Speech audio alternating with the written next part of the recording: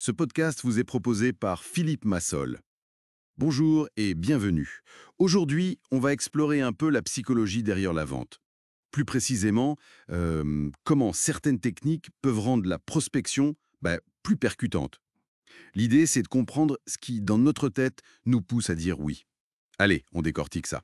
Oui, bonjour, c'est un sujet passionnant parce que, en fait, ces techniques touchent à des comportements humains très ancrés, souvent même inconscients, et comprendre ça, ça permet d'ajuster son approche tout simplement. Alors commençons par un truc qui paraît presque trop simple.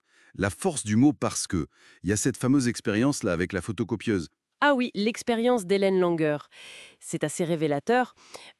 Imaginez, quelqu'un veut couper la file à la photocopieuse. Si la personne demande juste «Excusez-moi, je peux passer», bon, environ 74% des gens disent oui. Mhm. Si elle ajoute une vraie bonne raison, genre parce que je suis très en retard, là, ça grimpe à 94%. Mm. Logique. Oui, normal. Mais, et c'est là que ça devient intéressant, si elle donne une raison complètement bidon, du type parce que j'ai besoin de faire des photocopies, tout le monde est là pour ça. Ah ah. Oui, Et le taux d'acceptation reste hyper élevé, 93%. c'est fou ça. Donc le simple fait d'entendre parce que, ça signale une justification et hop, notre cerveau se met presque en mode OK. C'est exactement ça. Le mot parce que agit un peu comme un interrupteur mental. Ça montre bien qu'on n'analyse pas toujours tout en détail. Le conseil, du coup, c'est simple. Toujours donner une raison, un parce que, idéalement une bonne raison, bien sûr. D'accord. Un petit mot qui change beaucoup de choses. Ça me fait penser à un autre grand classique, la réciprocité. Ah, la réciprocité, hein. Un pilier des relations humaines.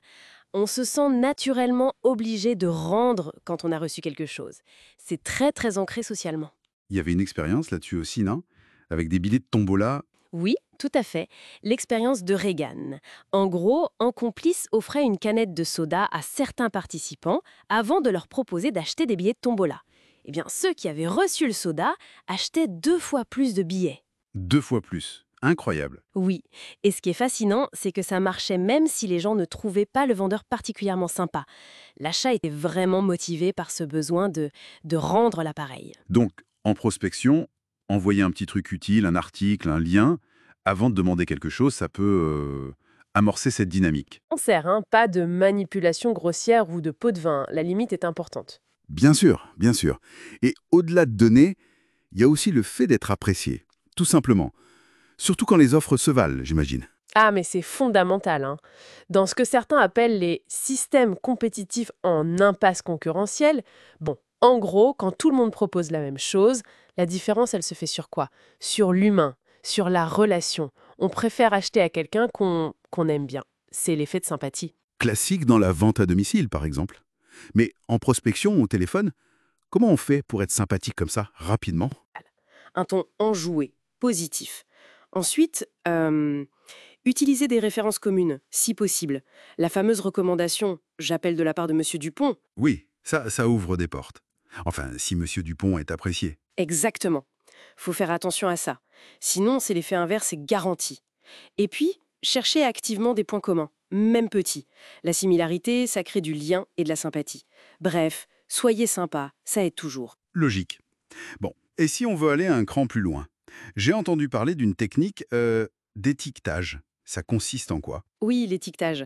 C'est l'idée que les gens ont tendance à se comporter conformément à l'image ou à l'étiquette qu'on leur attribue.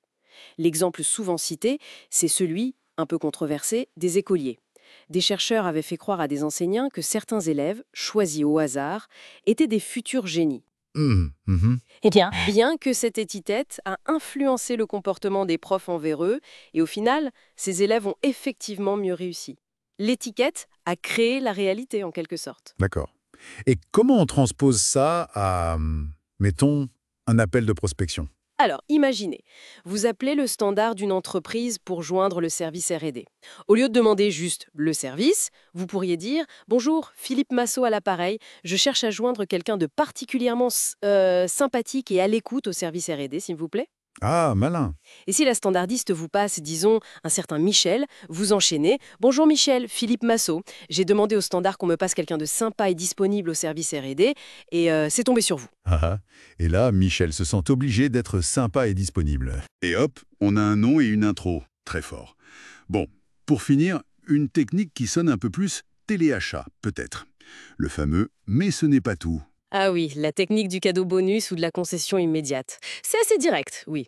Le principe, c'est d'annoncer un prix ou une offre, et quasiment dans la même phrase, avant même que l'autre ait pu réagir, on améliore l'offre. Soit on baisse le prix, soit on ajoute quelque chose en plus. Comme les camelots sur les marchés. Exactement.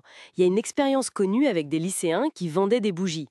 Quand ils annonçaient le prix à 3 $, puis corrigeaient aussitôt à seulement 2 $, eh bien le taux d'achat passait de 14% à 57%. Waouh! L'impact est dingue. Juste l'impression de faire une affaire ou d'avoir un petit plus. C'est ça. Ça crée un sentiment d'obligation et ça utilise aussi l'effet de contraste. Le deuxième prix paraît bien meilleur. C'est le coût de la chamoisine offerte, de la place de formation en plus. C'est une technique à utiliser plutôt en fin de négociation. Pour conclure. Fascinant de voir tous ces petits mécanismes psychologiques à l'œuvre. Oui, et en fin de compte, ce qu'il faut retenir, c'est que ces techniques marchent parce qu'elles sont connectées à des ressorts psychologiques fondamentaux, à notre façon de fonctionner. Ce n'est pas tant de la manipulation, mais plutôt une manière de communiquer plus en phase avec la nature humaine, en fait. Une bonne piste de réflexion pour tout le monde. Maintenant qu'on a éclairé ces techniques, essayons de repérer à quelle fréquence on les rencontre au quotidien. Dans la pub, en magasin, dans nos interactions, est-ce que le fait d'en être conscient change notre réaction? Et pour ceux qui souhaitent approfondir ces approches et vraiment booster les compétences commerciales de leurs équipes, n'hésitez pas à contacter Philippe Massol. Il est très présent sur LinkedIn et accompagne justement les entreprises là-dessus. Ce podcast vous a été proposé par Philippe Massol.